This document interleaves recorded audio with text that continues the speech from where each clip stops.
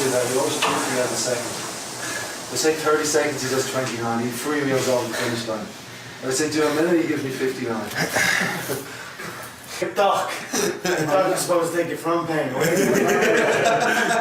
But the thing is, I'd never ask him to do something I wouldn't do myself. So I've done this before. So yeah, I feel your pain. What's the power you're banging at me? That's Absolute power, was it? No. Was it not? Nah, it's okay. That's classified. You're beat up. It's classified information. Are you ready to go? We'll discuss it afterwards. Okay, let's go.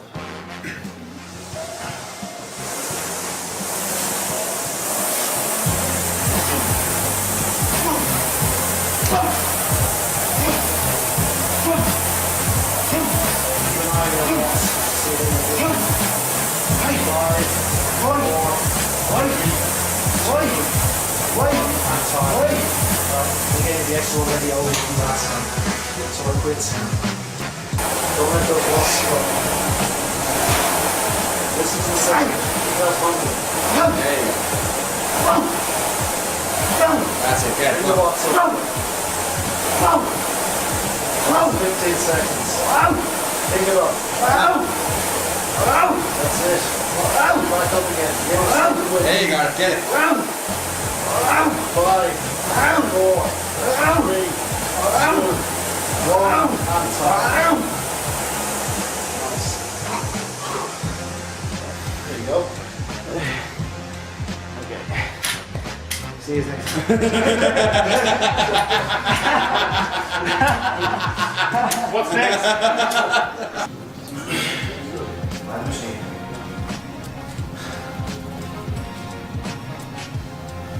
See what Conor McGregor does. He always wants to go out there for it. He wants to do kayak. He wants to do the 50%. He watches this documentary on bodybuilding. He wants to be into it. Everything he sees, and everything he sees, he wants to X Games. The work doesn't stop.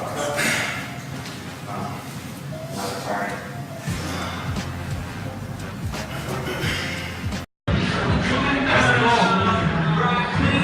Next one, back to the top. 1, side, squeeze it through.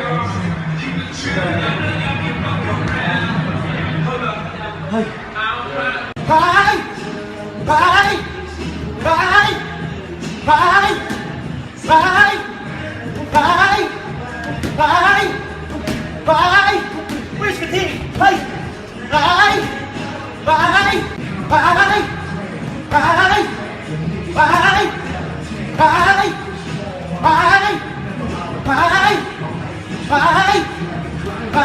All day.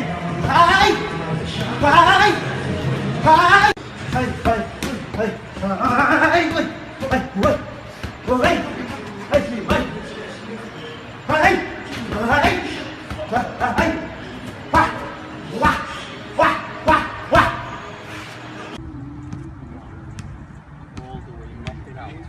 Rotate out. Good. 2. Beautiful. Lock it out, rotate out. Only one.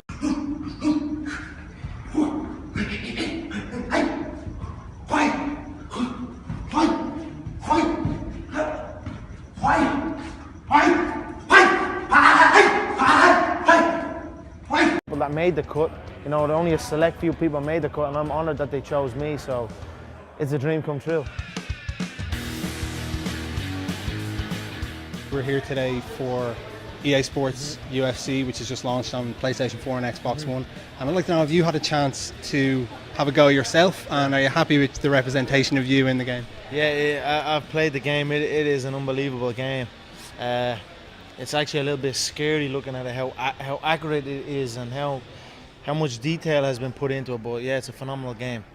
They got the beard, they got the physics of the beard right as well. I think they done me a few favours on the beard. I think the beard in the game looks a little bit better than my beard. I'm a bit jealous of it, but it's unbelievable, the accuracy of it, and even the moves and everything is just correct as you'd expect from EA Sports. So today I had my first ever MMA session. I've been a fan of the sport but never tried it before. Right. And what I'd like to know is, do you remember your first experience in MMA? And if so, could you tell us anything about it? Yeah, well, see, it's different now the way it is now. You know, now here at SPG we have like a program to bring people who have had no experience whatsoever, to bring them through levels, through stages, to get them to a high level. Before, when I was starting out, it wasn't really like that. You know, we just kind of go from gym to gym. I learned how to box, learned how to kickbox, and then I came here to SPG, started learning how to grapple. But my first experience with MMA, I remember I came in and I was a little I used to box, used to kickbox, used to think I knew what I could do. I used to think I could fight. And then I get guys like even smaller than I was, you know what I mean, choking me out and whooping my ass. So my first experience definitely opened my eyes that there's more to fighting than just punching and kicking. You know, there's a lot more to it to be truly able to be truly considered a good fight. For me, what's considered, you know, to be considered a good fighter, if you're single in your discipline, if you can only box, if you can only kick, if you can only, to me, you're not there yet. You know, there's still a long way to go. And my first experience opened my eyes to that just because I can box or just because I can kick does not mean I can fight. You know, I'm still a long way ahead. So we've almost 2 weeks to go now to the big event, and just want to try and get an idea of what's going on inside Conor McGregor's head in the final run into something that you've been preparing for so long.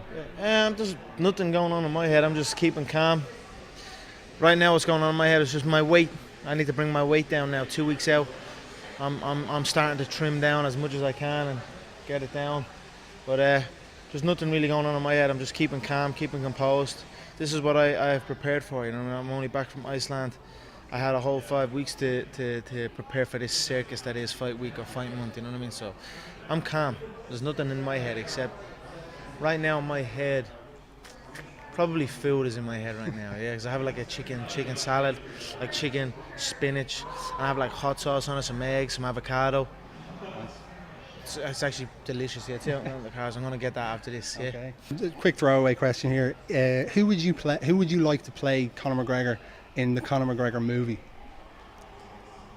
Oh, wow, there's a question. I don't know. I haven't really thought about that. That's a good question. Who would I like to play? I don't know. I'd have to put some thought into that, but that'd be sweet. A film. I mean, to be in a game is, you know, that's next level stuff. You know, to see a video game character is the craziest thing that I've ever. It's one of the craziest things that's happened to me on this journey so far. You know what I mean? So, but I don't know. A movie character. Who knows? Okay, so it's the notorious Conor McGregor. Mm-hmm. Is there a story behind the notorious, or did you just go for yeah, the I don't know. They just my coach John just called. I was getting into trouble. You know, I was running out the door when it was time to pay the fees, so to speak. You know, so it just came notorious. And then one time, backstage when I was fighting, I came out to the song, The Notorious or something, and it just stuck. I don't know, it just stuck because I talk a lot. I get into a little bit of trouble. That's where it came from. And you mentioned your walkout music there. In Boston, the blackout walkout that you did got a huge reaction on YouTube and on our site. And I just want to know if you have any surprises planned for the O2? Well, we'll see. You'll have to tune in July 19th and see. I believe it's going to be live on 3E, BT Sport in the UK, Setanta Ireland. Who else has been showing it? UFC Fight Pass, Fox in America, they're all showing it. So tune in and you will see. But I'm definitely looking to do something, all right. You talked with our colleagues last year in a quick interview, and you said that before your MMA journey really took off, you had a quick stint as a plumber. Yeah. Now, what I'd love to know is, does Conor McGregor ever get a call off his mates asking him to help him out when there's a problem with the drainage, or is that firmly something in the past? Nah, see, I was working on an industrial site, so I wouldn't really know too much about domestic, but I was just the guy making the tea. You know, that was the stage I was at in my plumbing career. But I got out of there and now I'm doing this.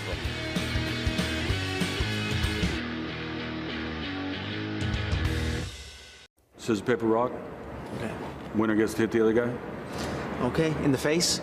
In the wrist. All right then. Ready? Nice. Get it harder. I got a welt from Conor McGregor. Tell me about your dinner Wednesday night. Straight to the chase.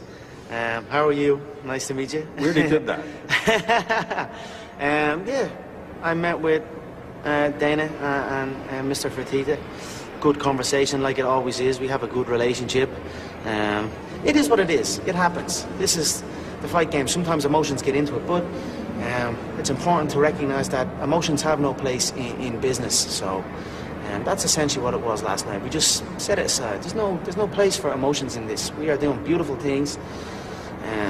So let's continue. Let's fix it and continue. In our terms, if it were a football field and you guys are back like at the 20, did you advance it? Where are you? Are you across midfield? Are you driving? Where are you? I'd say we're nice in the middle, sitting in the middle, in a good place. Better than where you were? Yeah, of course, of course. While this impasse was taking place, you know, you were writing what you wrote on Facebook, and they had their comments, and there was this insistence that as one of ours, you're required to go do this and go do that, and I think you took exception to that. That your existence is promotion. You know, it was a publicized civil war. I was going through some things. There was some crazy stuff going on back home.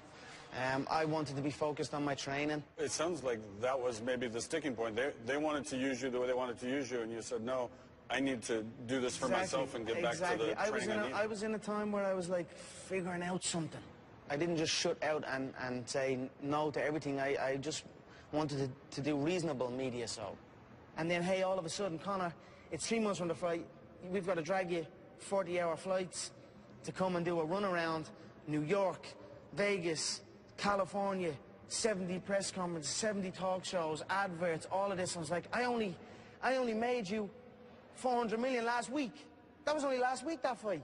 I know you want me to go, you know, I need to get right. That's how it all came about, you know. I just wanted to focus, and I was deep in the process. And especially at that particular moment, I just wanted a little bit more time. I didn't shut it off completely. Reasonable media is what I said. I said I would do New York. I said I would do everything else after that. I just need another little bit to set myself. And then the lack of communication, and they weren't having it. They were trying to push back on me. I was trying to push back on them. And then I was like, look, it blew up then, so. Would you have played out everything the way you did, say, your announcement on Twitter? I tell you what, it blew up. I wasn't, you know, I don't know what I was just kind of having fun with it. At the start, it was kind of half-hearted, and then it just went, shoo, and then all of a sudden, you're off 200. And I was like, all right, well, you too then, you know, it was kind of like a little, it was fun.